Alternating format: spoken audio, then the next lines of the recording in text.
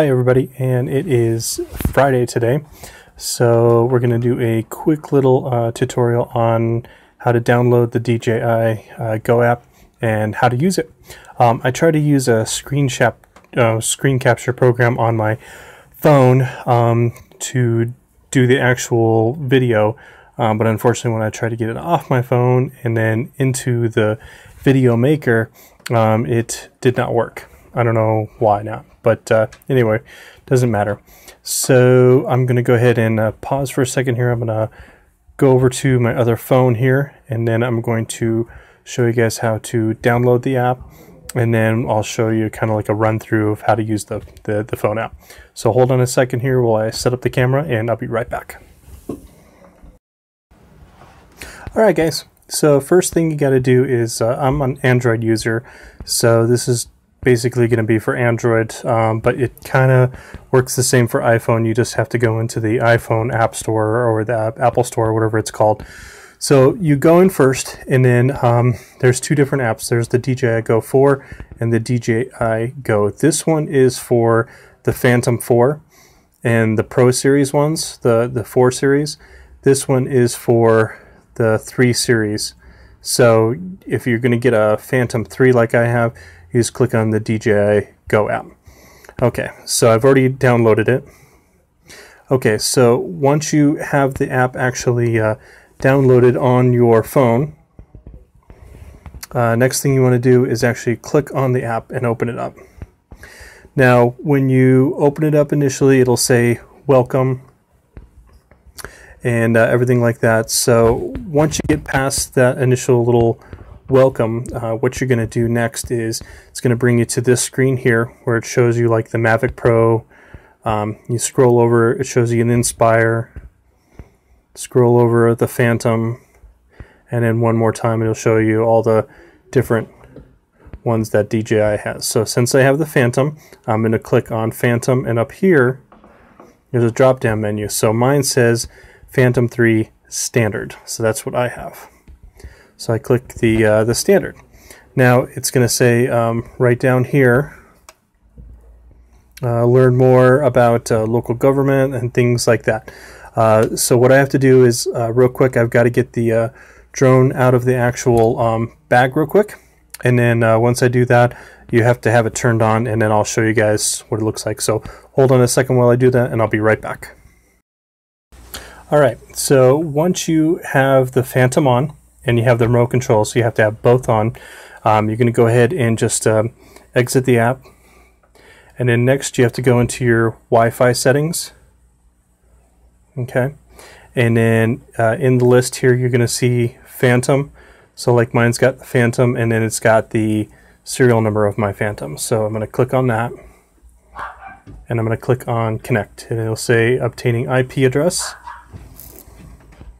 and then it'll say connected. Alright, so once you're connected, you can go ahead and exit out of here. Battery warning. That's just my Phantom telling me I've got a low battery. Okay, so next, once you have it connected, click on that, and you will see this changes to aircraft connected, and hit the camera button. Alright, so now I'm going to flip it around so you guys can actually see what I'm talking about here.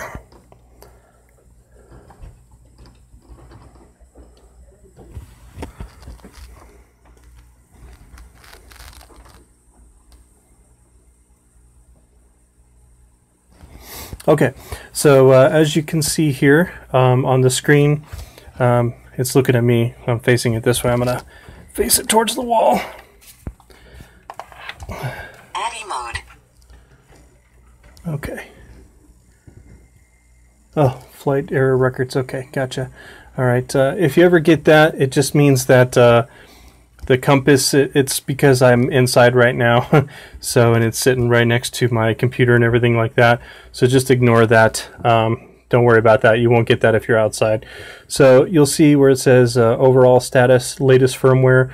Now if you're just buying the DJI, you may have to update your firmware when you get to that first initial screen we were at, and it'll tell you that, but you can see everything's normal. The IMU, the compass, the flight mode says PATTI. It'll say actually normally GPS, and then my remote control battery is at 90%. The aircraft battery is actually only at 16%, so that's why it's talking right now. And then it'll show you how much you have left on your SD card. It's a 16 gig, so I've got about almost 15 gigs left on it, and the gimbal status is all normal. So this is just like the general information you'll get about the aircraft. So once we go there, we're going to hit that, and then you'll actually see this is my wall back here. Okay, so once you get that, this is what you would typically see on the screen. So up here on the top right, let me get a pen so I can actually like show you guys. So right here, that's your home button. That's just your drone, so it's not connected to the GPS right now. Once it's outside, it'll connect to the GPS. This will show you how many satellites that are connected. Since I'm down in my basement, I'm connected to 0 right now, and this would actually be normally like green, and it would say GPS, but the battery is really super low right now. And this right here, this is your remote control signal. That tells you how many bars you are connected to the actual remote. This is your Wi-Fi signal to your actual phone. And then this right here is the actual battery of the drone. So going down further a little bit here, so we hit this menu button right here. Okay, and then this is where you can change your camera settings and the video settings. So in the photo, you can click here and you can change it to single shot, HDR, which stands for high dynamic range, I believe. If you want more on that, you can look that up. There's burst mode and all these different modes. You can go back, and then you can do your image ratio. You can do 4:3 or 16:9. I keep 16:9 because I like a wide angle on my pictures. Format, you can use JPEG, you can use JPEG RAW or just RAW. And then you've got a whole bunch of different options too for different settings and things like that. So for video, you can go to your video size. I like mine at 1080p at 30 frames per second. You can do 2.7, but it's a really high video resolution rate. So if you're going to go that high, you're going to probably need a pretty powerful computer to do that. You can also set it to 720 if you really want, and it's got all the different frames per second. So that's my default, is just 1080p that I use. And then for the video format, if you're a Mac user, you can do .mov. If you're a Windows user, you probably want to stick with MP4. And then it's got NTSC for the United States, or PAL for outside the United States. And then you've got some more different options over here as well. And to get out of here, you just hit menu, and right over here, this little button, this switches between the camera and the video camera. So you can just slide it over and it'll switch back and forth. To take a picture, you just hit the circle. To start the video, you hit the circle and it'll start counting down and tell you how many minutes that you've been recording. Down here is some more of the actual camera settings. You can set the shutter rate and things like that. So right down here, this will tell you your feet. This will tell you how fast your drone is going. The distance in A, that's the distance the controller is, or not the controller, the drone to the controller. So if it's like less than a foot away, it's sitting over here to the right of me, so that's why it says NA. And then the height, this is going to tell you how high your drone is. So like in that last video, I was saying like I'm at 150, 160, 170 feet. That is what that shows you right there. So moving over here, this is your map. So when your drone is actually up in the air, you'll have a little arrow right here, and this will show you where it is. So let's try that really quick. So this is to set a home point for GPS positioning. This is to take off. So if you take off, normally you click this button, and it says cannot locate the position because it's indoors down in the basement. But normally it would say okay to take off, so you would click this and you hear the motor spinning, and then since I'm not inside or since I'm not outside, it'll automatically just shut off like that. There's no propellers.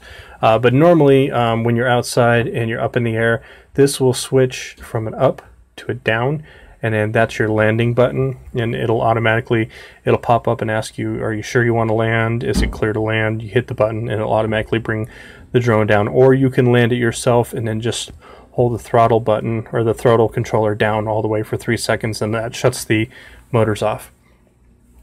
So again, here's your map. Normally there's a little arrow here, and that's where your drone is pointed. So the arrow shows the head of the drone, where it's going, and then there will be a little H. So you can click here.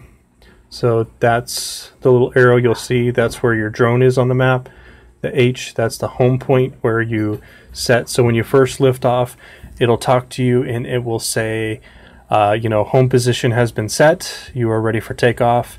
And then that's where if the controller loses signal or the drone goes too far, it'll go back to that position that has been set from the beginning. Here's where you can kind of reset the compass on here. You can reset everything. And then over here, you can change your different map views. So if you wanted to, you could do hybrid, you could do a satellite view, or you could do just a standard street mode. That's what I use, is just standard street mode. And then again, to interchange in between those. So if you wanted to go here and see where the drone is on the map, you can make that bigger, and then you can go back to your camera too. So that's kind of just a real basic rundown of the DJI Go app. You know, I just kind of wanted to like show you guys exactly what it does here. So hold on a second. So I hope you guys enjoyed that quick little tutorial about the DJI Go app. There's a lot more things in there that you can do. You can mess with the different colors and things like that. So, you know, if you ever do happen to get a DJI, at least you kind of got a little bit of a kind of a tutorial on how to use it. It's really easy. Their app is absolutely great. When you're on that main screen also, you can even do like a simulator mode where it actually locks the motors on your drone, and you can use your remote control to actually like simulate. So it actually shows like a fake little drone on the screen, and you can do that. You can download your manuals. You can download a whole bunch of different things. You can also, sorry about that, kick the screen there. You can actually also, go in there and sign up for the DJI account. And what that does is you can log into the Sky Pixel, and that's where you can talk to other DJI creators and people that make videos. You can look at theirs and you can chat with them. They have like a whole little forum section in there to do that. So there's a whole bunch of other stuff that you can do on there as well. You can buy stuff from DJI directly, obviously, because it's their app, but they have a really well-made app. It's really, really good. So again, I hope you guys enjoyed the short little tutorial here. Just wanted to show you guys that a little bit. If you guys enjoyed the video, please give me a thumbs up. And if you really enjoyed the video, hit that subscribe button down at the bottom there. That really does help me out and supports my channel. You'll notice next to the subscribe button there is a little bell, and if you hit the bell, that's going to let you guys know when I have new videos that are available for you guys to watch. And typically, again, my videos come out on Thursdays and Fridays, and sometimes the weekends and in between if I have extra time. You know, so, but anyway, just want to say thank you to all my new subscribers, all the current subscribers. Thank you very much. Thank you to everybody that watches all the videos. I do very much appreciate that. Thank you for all the wonderful comments and the support that you guys give to me. So thank you guys all very, very much. I do appreciate each and every one of you guys. You're awesome. So as always, guys, let's keep our drones in the air and flying high. and I'll see you guys next week with a new video. Hopefully I'll be able to get some motors for the ProMark, and we'll be able to replace those. If not, then I'll do another video on something else. But regardless, guys, have a great rest of your weekend, and we'll talk to you later. Have a great day.